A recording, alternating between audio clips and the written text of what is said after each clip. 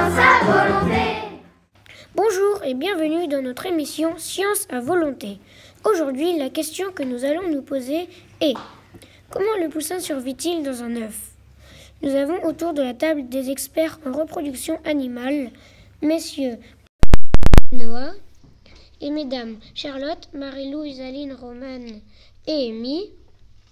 Alors commençons et voici la première question que nos auditeurs nous ont envoyée. Certains disent que le jaune d'un œuf, c'est le poussin.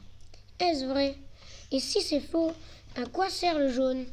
Non, pas du tout. Le vitelin, le jaune, c'est l'œuf, l'aliment du poussin. Les enfants croient que le vitelin de l'œuf est le poussin, parce qu'il est jaune, mais pas du tout. C'est plus clair. Mais des auditeurs disent que le blanc, c'est sa source d'eau. C'est le blanc qui lui permet de boire. Est-ce vrai? Et sinon, comment boit-il? Non, ceci n'est pas vrai. De l'eau, il y en a très peu dans le liquide. En fait, ce liquide visqueux est en vérité du liquide amniotique. Et oui, ce liquide permet au poussin de survivre, donc ce liquide est très important dans le développement du poussin. Je comprends mieux. Mais alors, comment le poussin fait-il pour se nourrir du jaune et du blanc? Certains disent qu'il le mange par son bec. Est-ce la vérité?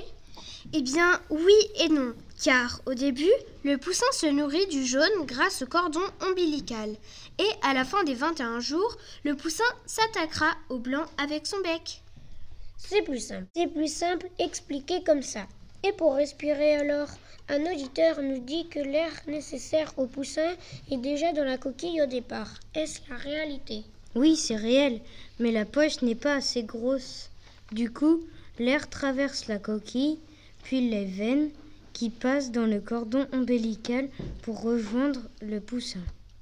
Mais comment cela se passe-t-il pour que l'oxygène parvienne jusqu'au poussin? Voyez-vous, l'oxygène passe par plein de petits micro-trous qui sont sur tout le tour de l'œuf. Et ensuite, cet oxygène va jusqu'à ces vénules qui vont ensuite dans le cordon ombilical. C'est ainsi qu'il respire. Au fur et à mesure qu'il grandit, il n'a plus assez d'oxygène. Donc, il va en haut de l'œuf dans la chambre à air. C'est là qu'il commence à respirer à plein poumon. Science à volonté. Le cordon est une merveilleuse invention de la nature. Mais dites-moi, j'ai entendu dire que sans sa coquille, le poussin n'aurait pas de squelette. Pouvez-vous expliquer ça?